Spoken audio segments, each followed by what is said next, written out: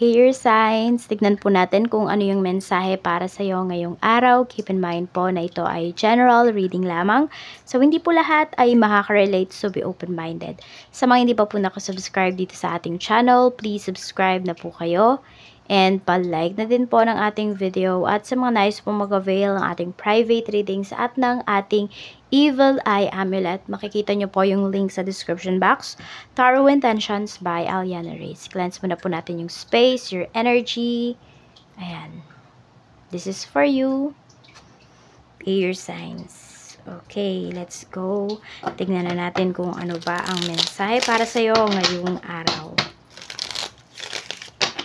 Siksik, liglig at umaapaw na blessings po ang paparating para sa iyo ngayon.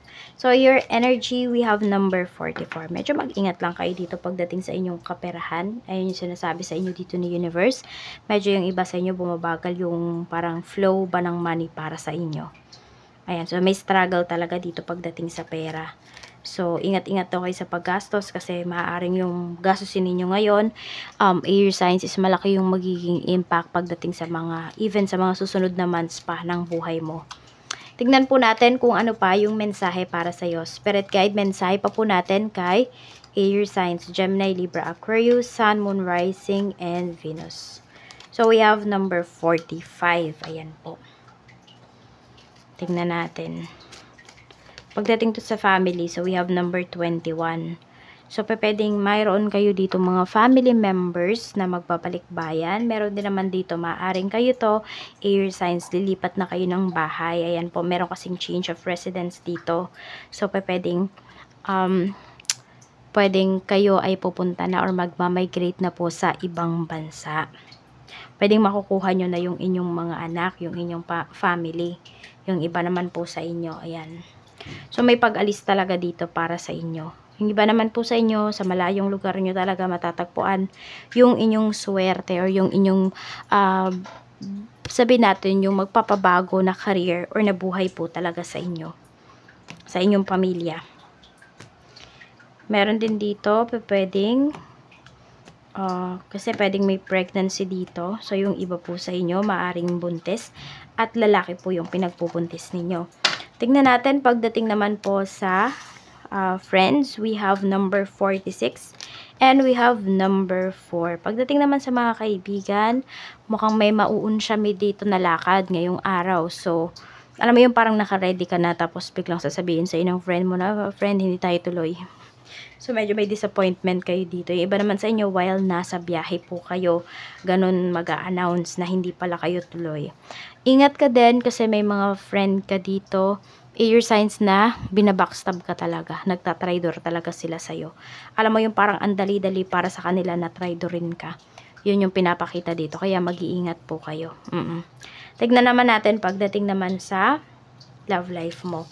Sa love life mo, we have number 4, we have number 12. Tapos we have number 33. So, ayan. We have number 41. Okay, pwedeng may mga single mom or single dad po dito.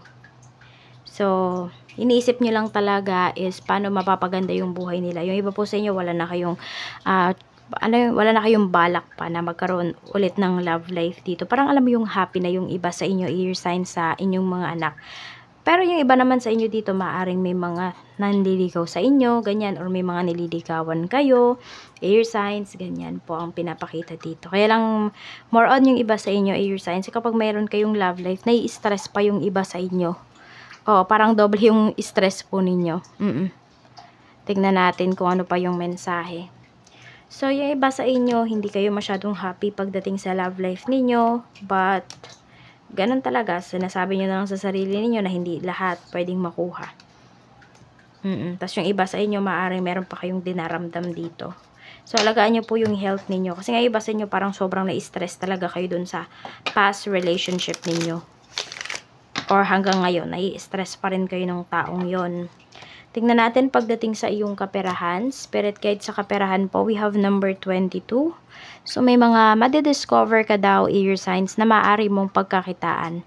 Sinasabi dito na maging curious ka sa bagay na yon. Parang, parang aralin mo talaga. Kasi we have the book. Ayan, sabi dito, hindi pa huli yung lahat para magsimula ka ulit. Kahit ano pa yung age mo. We have number 3. Dito nga sa ano mo, sa pagkakakitaan mo na to, air signs, maaaring makabili ka ng bahay. Yun yung sinasabi sa'yo. Yung iba naman po sa inyo, maaaring meron kayong problema pagdating sa bahay. So, parang gumagawa kayo ng mga solusyon. Paano nyo ba yan masosolve? Sabihin natin, kung meron kayong mga kailangan ng bayaran, so, ayan, naghahanap na talaga kayo or gumagawa talaga kayo ng paraan para masolve na itong problems ninyo. Parang meron kayong mga binibentang stuffs, you know, mga valuable things. Check po natin sa career naman. Okay, we have number 27. At meron tayo ditong number 2. So, merong mga coworker ka dito na merong may galit sa'yo, air signs. Yun yung pinapakita dito ni universe. Okay, so nagagalingan talaga sila sa'yo. Ayan. You know daw kasi how to handle yung stress pagdating dito sa inyong trabaho. So, ina-admire ka nila, yes. May mga nag-a-admire naman sa'yo dito pagdating dito sa trabaho. Pero may mga tao pa rin talaga na hindi nila maiwasan na maingkit sa'yo. Okay. Kung meron man kayo ditong pinopropose pagdating sa trabaho, ma-approve